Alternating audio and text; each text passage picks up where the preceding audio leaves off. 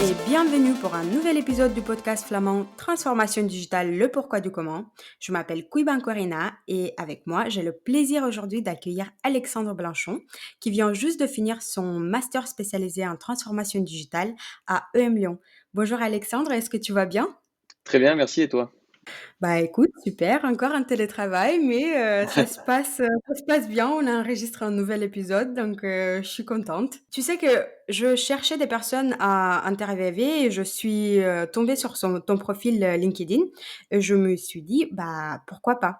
En fait, tu représentes en quelque sorte une bouffée d'air fraîche avec des idées novatrices et en plus, tu incarnes en quelque sorte la jeunesse de cette future transformation digitale qui est en route. Et je me suis dit, pourquoi pas te contacter et merci beaucoup d'avoir accepté, d'être, aujourd'hui avec moi, avec nous. Alors, dans cet épisode, nous allons parler avec Alexandre d'un sujet qui peut intéresser énormément d'entreprises et plus exactement ce vieux adage de comment innover. Et on sait tous que, aujourd'hui, c'est un sujet de plus en plus demandé, surtout dans le contexte du Covid et post-Covid qui va exister. Donc, on va commencer. Est-ce qu'Alexandre, tu veux bien te présenter en quelques mots? Bien sûr, donc Alexandre Blanchon, merci déjà de m'avoir contacté. Moi j'ai 26 ans, je suis originaire de Clermont-Ferrand. Je finis tout juste mon cursus de master spécialisé transformation digitale, marketing stratégie, donc à l'EM Lyon Business School. Pour revenir sur mon cursus rapidement, moi c'est vrai que je suis mobile depuis mes 18 ans. J'ai fait un DUT gestion entreprise administration à Bourges. Ensuite, j'ai suivi une école de commerce, l'IFAG, l'Institut de formation aux affaires à la gestion, donc qui forme sur les aspects financiers d'entreprise. J'ai eu une période un peu de plus volatile à l'international avec un Working Holiday Visa en Australie. J'ai travaillé un an en République tchèque en tant que recruteur. Et après, voilà, j'ai repris mes études. Choix de parcours et de carrière un peu dessiné avec des expériences diverses, donc dans le marketing, le commercial, le recrutement. Mais aujourd'hui, c'est la transformation digitale qui m'anime. C'est ce qui me passionne et je pense qu'aujourd'hui, c'est un vrai sujet d'actualité. On parle aussi même de révolution 3.0, donc on va en discuter maintenant. Mmh, c'est ça. Tu as eu quand même un parcours assez riche pour un jeune, de 26 ans, donc Ouais. c'est plutôt, encourageant. Ce que je voulais te demander, c'est devenu déjà une tradition dans ce podcast de demander à chaque interviewé qu'est-ce que c'est la transformation digitale? Donc pour toi, c'est quoi la transformation digitale? C'est quelque chose de très large. Je dirais il y a pas une définition qui est correcte et l'autre qui est pas correcte. C'est avant tout un état d'esprit. C'est repenser la chaîne de valeur du ou des business models de l'entreprise. Ça, c'est vraiment le point fort pour moi qui décrit la transformation digitale. On peut pas dire que la transformation digitale aujourd'hui est uniquement liée au digital dans l'entreprise. Ça serait totalement faux. Aujourd'hui, la transformation digitale, c'est transformer l'entreprise à travers tous ses services, que ce soit RH, ressources humaines, commerce, marketing, comptabilité. En fait, c'est vraiment transformer l'entreprise en fonction des besoins utilisateurs ou consommateurs. Il faut comprendre qui sont les utilisateurs finaux afin de mettre plusieurs projets en place. Il faut que ces projets et les équipes qui les composent soient agiles, donc c'est-à-dire adaptables en fonction du déroulé des projets, des évolutions, des besoins qui interviennent tout au long du processus de changement. La transformation digitale, c'est souvent vu comme la nouvelle révolution, comme je l'ai dit, révolution 3.0. Malheureusement, ça existe depuis le début d'Internet. C'est pas quelque chose de nouveau. C'est vrai on s'y intéresse avec l'arrivée de toutes les nouvelles technologies. Maintenant, il faut comprendre comment utiliser ces données que les entreprises possèdent afin de mettre à profit ses ventes, sa relation client, la création d'un nouveau produit, tout ce qui peut être en fait une réelle valeur ajoutée pour l'entreprise. Mmh. Effectivement, le client, il doit être, la principale obsession, de ce jour de l'entreprise. Et tout ce qu'elle fait doit tourner en quelque sorte autour du client et de son besoin.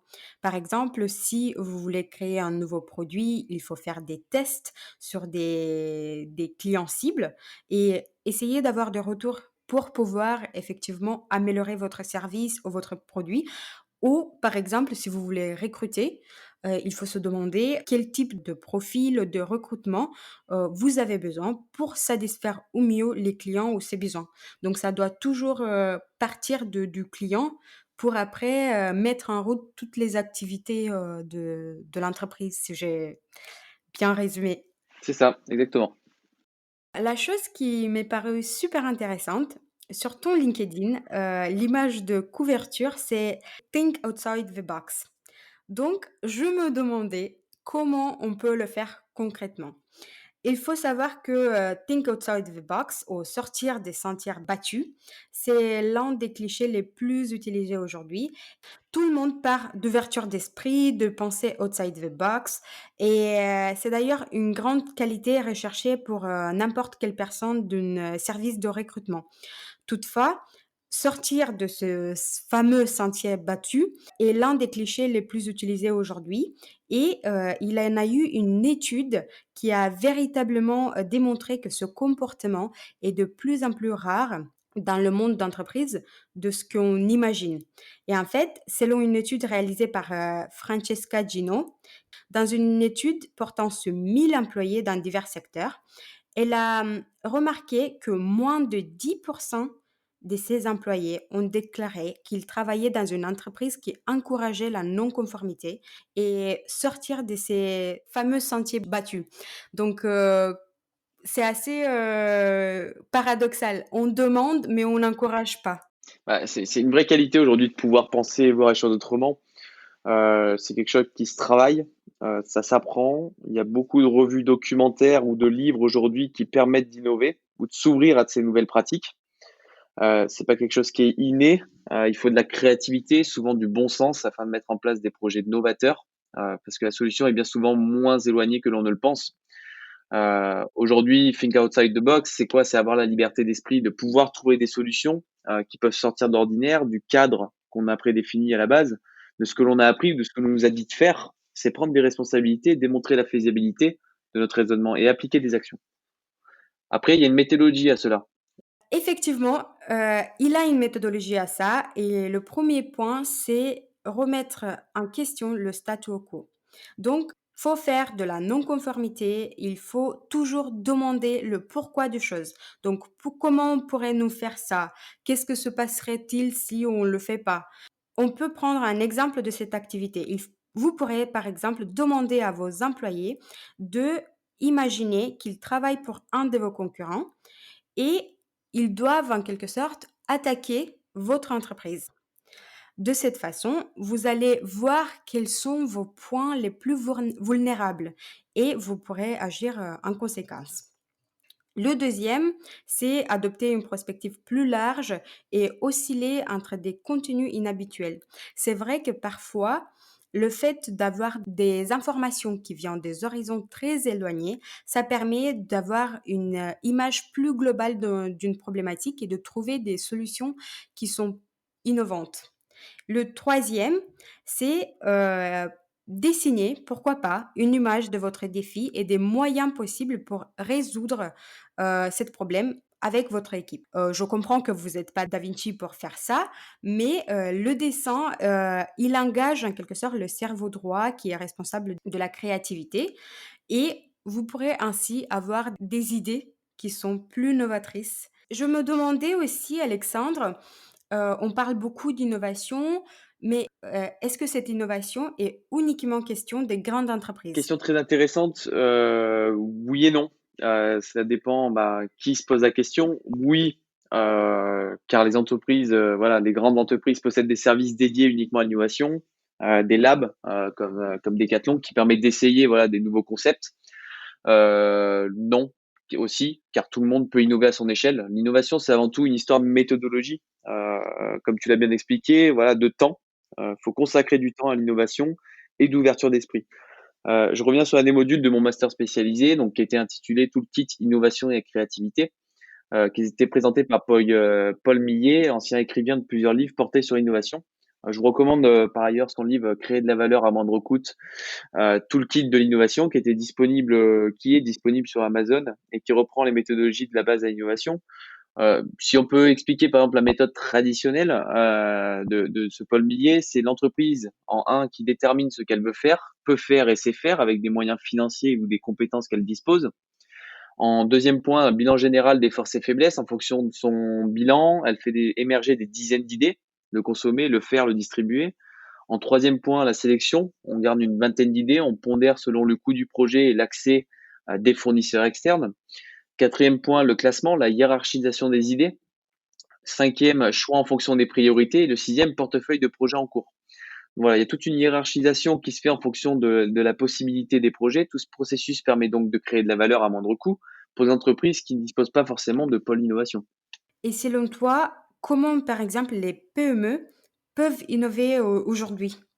On sait qu'il y a 2 types d'innovation qui est incrémentée, donc celle-ci qui n'est qu'une amélioration d'un service ou d'un produit et l'innovation de rupture, appelée aussi innovation disruptive ou celle qui propose une nouvelle offre qui n'existe pas sur le marché. On peut reprendre l'exemple de Uber, d'Apple. Donc pour se différencier, en quelque sorte, il faut faire mieux ou différemment. Bien sûr. Alors moi, c'est vrai que je reviens sur le mot disruptif. Aujourd'hui, c'est vraiment le mot qui a vraiment un vrai sens en entreprise et qui permet aujourd'hui de créer de l'innovation. Aujourd'hui, la disruption, c'est vraiment trouver des choses qui n'ont pas été faites et qui permettent vraiment de créer une valeur ajoutée pour l'utilisateur ou le consommateur final, que ce soit en interne ou en externe, euh, c'est vraiment la chose la plus importante. Par rapport aux innovations, différentes innovations qui existent, il y a l'innovation donc marketing et commercial, il y a l'innovation de produits et d'usage, l'innovation technologique, de procédés, d'organisation, de business model, de social. Voilà, il y a toute une multitude d'innovations qui peuvent être faites à différents niveaux d'échelle d'entreprise, dans différents services, que ce soit en interne ou en externe aussi, avec ses suppliers, avec ses clients finaux. Je vous encourage à aller voir ces différentes innovations sur Internet. Vous trouverez plus de détails. Je pense que sinon, on aurait un peu plus de temps à consacrer. Voilà. C'est un petit peu long à expliquer chacune, mais le plus important, il faut savoir que vous pouvez innover à plusieurs échelles de votre entreprise et vous pourrez trouver tous ces types d'innovations. Dès que vous les recherchez sur Internet, elles sortent et il y en a plein de ressources, plein de documents, plein de livres. Ce qui peut être intéressant, par contre, c'est comment faire pour trouver ces nouvelles idées porteuses de valeur. Bah, je dirais le numéro un, et de loin, c'est vraiment, et puis c'est assez rébarbatif, mais c'est être à l'écoute, comprendre le client et le consommateur. Aujourd'hui, une entreprise, elle crée des produits ou services de valeur en fonction des besoins du client. Le panel de choix de services aujourd'hui est trop fort pour qu'on puisse penser qu'une innovation seule suffise. Il faut vraiment qu'elle ait un intérêt pour le consommateur et c'est ce qui va justement l'amener à le fidéliser. Ce qui peut être intéressant, c'est aussi lire beaucoup et dans différents univers, comme j'ai déjà précédemment dit. Cela permet de sortir en quelque chose de la routine et de trouver des nouvelles idées. Oui, c'est vrai que moi j'aime beaucoup prendre l'exemple de la politique. C'est intéressant, c'est-à-dire que comment fait-on pour réellement comprendre ce que pensent les gens de gauche si nous sommes de droite et inversement? C'est quelque chose qui est assez simpliste, pardon, c'est lire une revue de gauche et analyser comment elle fonctionne, quelles sont leurs priorités. Voilà, ça permet de vraiment comprendre qui sont les différents clients, qui sont vers qui on va s'orienter pour vraiment créer le produit ou le service qui répond à notre panel de consommateurs, à notre persona en fait. Également, on peut commencer par exemple par la pire idée pour résoudre un problème. Donc, cela va permettre de briser la pression et va nous permettre de décomposer les différentes facettes de ce problème posé pour enfin trouver la meilleure solution par exclusion parce qu'on a écarté les pires idées et on reste avec ce qui est le Ouais. mieux. Moi, pour conclure, je dirais qu'il y a quand même l'application d'une méthode qu'on a beaucoup abordée cette année et qui me paraît maintenant évidente, mais pas forcément pour le commun des mortels, c'est le design thinking, qui est maintenant obligatoire en entreprise. Le design thinking, on peut le définir comme une méthodologie innovante qui permet de transformer les idées et les projets en actions réelles et en prototypes tangibles. C'est vraiment une source de réflexion, de pouvoir créer de petits groupes de réflexion dans une entreprise pour pouvoir voilà créer, prototyper des solutions ou des services et ensuite les faire perdurer dans le temps et les faire sortir pour qu'elles puissent prendre de la valeur dans l'entreprise. C'est vrai qu'on entend énormément de ce design thinking, aujourd'hui. Je pense que ça peut être intéressant d'aborder peut-être, dans un nouvel épisode, comment, le mettre en place au sein de l'entreprise. Moi, j'ai trouvé une information aussi, super intéressante par rapport au processus créatif. Et lui, il divise effectivement, le processus créatif en 4 étapes. La première, c'est la préparation, où on décrit le problème, les objectifs, les exigences. La deuxième, c'est l'incubation. Donc on prend le temps d'assimiler cette donnée, d'établir des nouvelles associations. Dans cette étape, c'est compris l'écriture libre, de dresser des listes, échanger des idées avec de nouvelles personnes. La troisième, c'est le moment, de révélation. Et la quatrième, c'est l'évaluation qui permet de vérifier ou rejeter une idée. Cette méthode, elle est assez simple, mais c'est vrai qu'on n'y pense pas vraiment quand on veut innover. Donc ça peut être, pourquoi pas, une piste pour les entreprises qui veulent innover. Nous, comme tu sais, on travaille énormément avec les experts comptables et je me demandais, est-ce que l'expert comptable, il peut innover aujourd'hui? Et comment? Est-ce que tu as un avis sur cela? Alors, je j'ai pas forcément assez de recul ou j'ai pas assez de connaissances dans l'expertise comptable pour vraiment donner une solution concrète et une méthodologie, à suivre. Néanmoins, j'ai fait quand même des recherches parce que je trouve que le sujet est intéressant et l'expert comptable vraiment est au cœur pour moi de la transformation digitale. C'est que, par exemple, par rapport à Cegid, j'ai vu que 54 des chefs d'entreprise veulent le conseil de leur expert comptable pour la digitalisation de leur production comptable et sociale, ce qui est aujourd'hui un chiffre qui parle. Ils peuvent innover dans le conseil, l'expertise comptable. Maintenant, la comptabilité, quand c'est plutôt automatisé au niveau de la donnée, l'expert comptable est un vrai relais de confiance avec le chef d'entreprise, car il connaît ses antécédents, ses objectifs, ses clients, ses prestataires. Il doit innover dans la digitalisation de ses processus, notamment avec la dématérialisation des documents. On voit encore un trop grand nombre d'experts comptables qui demandent des papiers à leurs clients pour ensuite les scanner. C'est de la perte de temps pour tout le monde. Il doit plus s'orienter sur l'expertise que la comptabilité pure et dure, parce qu'aujourd'hui, comme je l'ai dit, c'est automatisé. L'expertise humaine est une vraie plus-value au métier et donc elle nécessite un accompagnement au développement des sociétés. Ils peuvent par ailleurs se spécialiser par exemple en expertise data afin de comprendre et jouer avec la donnée qui est disponible en entreprise pour orienter les investissements ou les projets futurs. Et surtout, il faut savoir que les experts comptables, c'est le métier où il a le plus de data. L'expert comptable, il a une data incroyable sur tout ce qui porte sur l'entreprise, mais aussi une expérience. Parce qu'il sait pourquoi une entreprise, elle va couler, elle sait pourquoi une entreprise, elle va réussir. Ils ont des clés de lecture différentes et en ce sens-là, ils peuvent énormément aider l'entreprise et l'entrepreneur. Bien sûr. Pour moi, c'est la clé d'innovation. C'est bon, j'ai pas forcément assez de recul, comme je l'ai dit, pour pouvoir affirmer une solution. Et je pense que la solution est de toute façon propre à chaque entreprise, à chaque individu. Mais c'est vraiment comprendre quels sont les besoins des clients.